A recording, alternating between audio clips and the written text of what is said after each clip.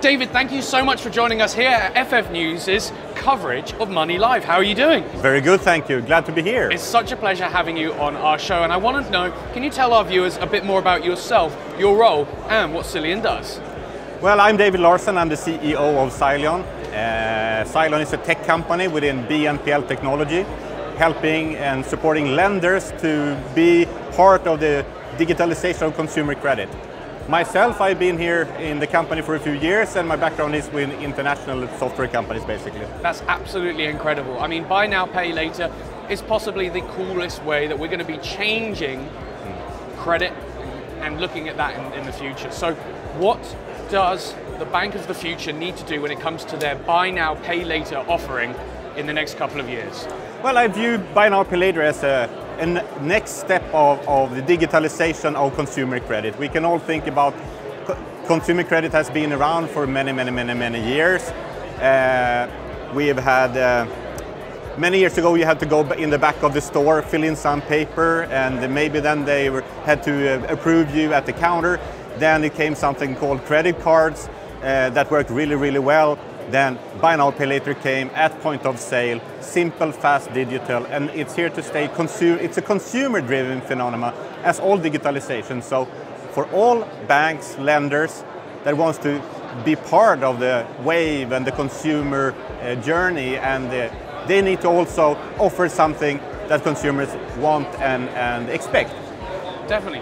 It's amazing to see that financial services have finally offered up a product where the customers are clamoring for it before the banks are. Now, we've talked about the customers, but do you at Sileon actually look at business to business buy now, pay later? Are we going to start seeing that in the future? Yes, right, true. I think B2B or business to business buy now, pay later is maybe even hotter than buy now, pay later. And it's growing in, it's definitely growing. It hasn't really been solved yet, but when it comes to what we do, our technology and platforms supports both B2C and B2B. So we're agnostic from that point of view. We're happy to help in both.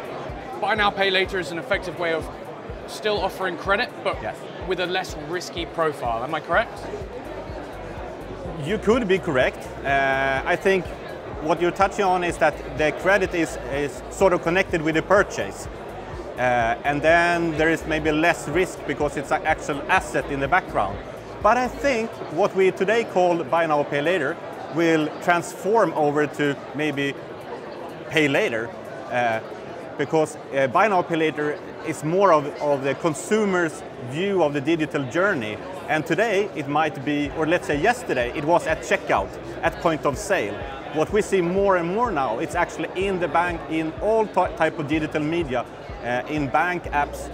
For example, when you have used your credit card and you see your transaction in a bank app, you can double click a prior transaction and then divide it into 3, 6, 12 months, which is a very nice consumer journey for the consumer.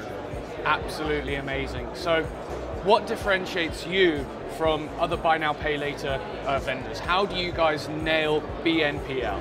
Yeah, I think a common misunderstanding is that we are a buy now, pay later company, which we are not. We are not a buy now, pay later provider. We are a technology company supporting lenders in types of banks and credit unions to offer their own buy now, pay later.